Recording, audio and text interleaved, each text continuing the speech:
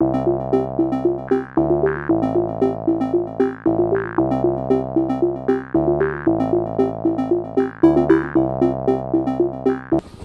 what's up, guys? Today I'm going to go over how to draw Sonic the Werehog. Not Sonic the Hedgehog, the Werehog from that one video game. I'm going in right now with Photoshop CS5, and I'm using a Wacom tablet. It's absolutely important. I sped up this video for time's sake. I don't want you to wait around while I do the entire thing. So I sped it up, and so I'm gonna voice over it.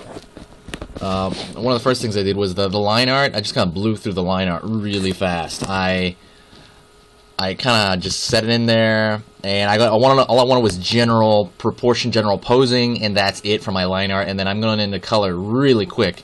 I'm laying on the color super fast.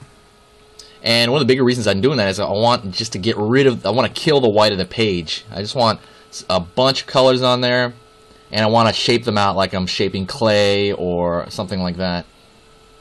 Kind of molding it, you know. I know when I forget who said this, but you know, they say that drawing and painting, they're all errors. It's just a series of a bunch of errors that you're fixing the whole time, and that's kind of the way I'm treating this. I'm zooming in and out, trying to you know, see stuff. Like zooming out gives me a better view on the entire picture to kind of see how it's balancing out. I attack the eye immediately, and that's because when I render out the eyeball, I just feel so much better about the rest of the thing. You know, if I say, hey, I got that eye pretty well done, then I'll feel better. I'll feel more confident through the rest of the piece. Messing around with colors on the outside, trying to pick my color scheme well. I flip the page, you know, inverting it, flipping it, not inverting it, flipping the image gives you kind of a fresh eye view on the entire thing. And I recommend doing that like several dozen times throughout the time you work on anything. Because you'll flip it. If you flip it, you'll be like, man, why does it look weird? You know, you'll see stuff that's imbalanced. Because if it looks good one way, it should look good inverted too. So try inverting stuff. It's the equivalent of doing a traditional painting or traditional drawing and then putting it in the mirror. And you'll be like, whoa, what the hell? Sorry for the bad language. Alright. Going in with I'm putting some rim light too. Rim light just kind of, I feel like, makes things pop out. Because he's so dark blue everywhere. I wanted his arm to pop out a little bit. So I threw that yellow on there, which signifies the light source from the back hitting his arm.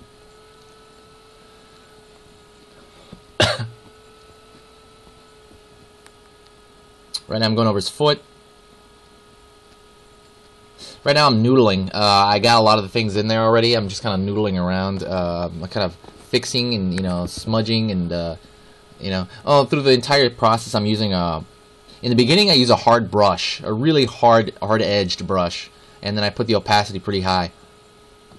And meaning opacity, meaning when I push down on it, it you know, it throws out a lot of color.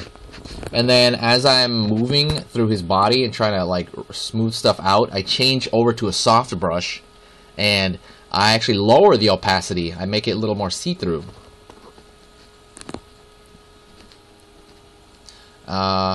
Continuing on, I'm actually starting to put in the darks. Normally I put in the dark shapes the first thing I do. Normally that's the very first thing I do. I'll put in I'll go right in with the darks. But right now I'm doing it after the color. And there's no particular reason why I'm doing that. I'm just doing that because I can, and I'm just trying it out.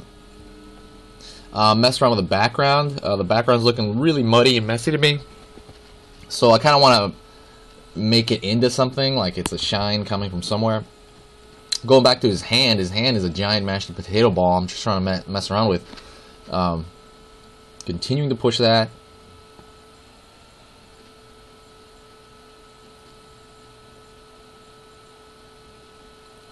Continuing, still trying to mess with that light. How would that light hit the back of his head? If it's coming from behind him, would it shine, you know, would his head block it?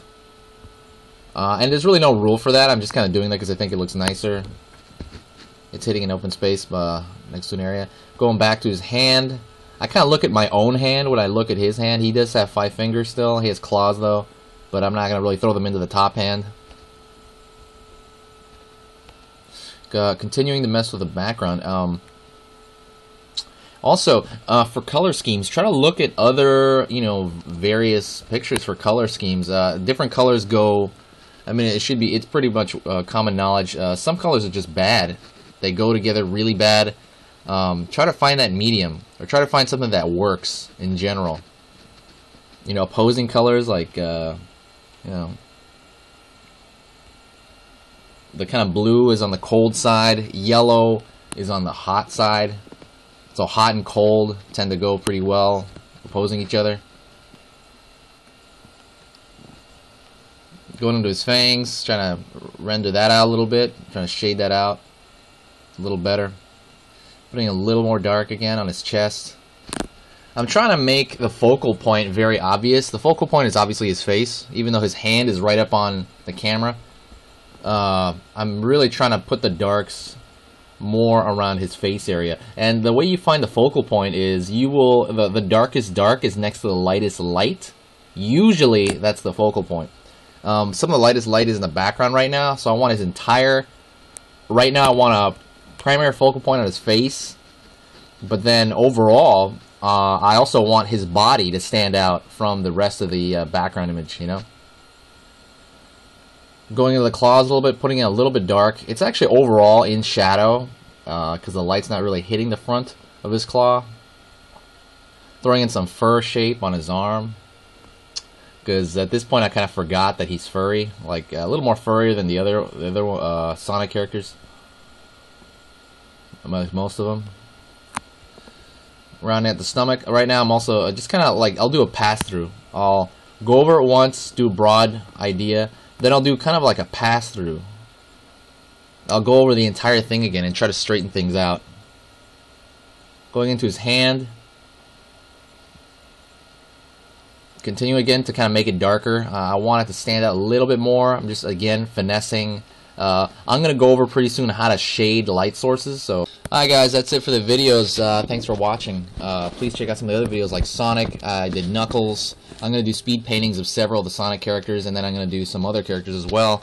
Please request anything you want. Subscribe. There's going to be a lot of benefits for subscribers. I'm going to have giveaways, and I'm also continuing to get better. Get better as a teacher. It's really hard, for me. It's still new. So, thanks a lot, guys.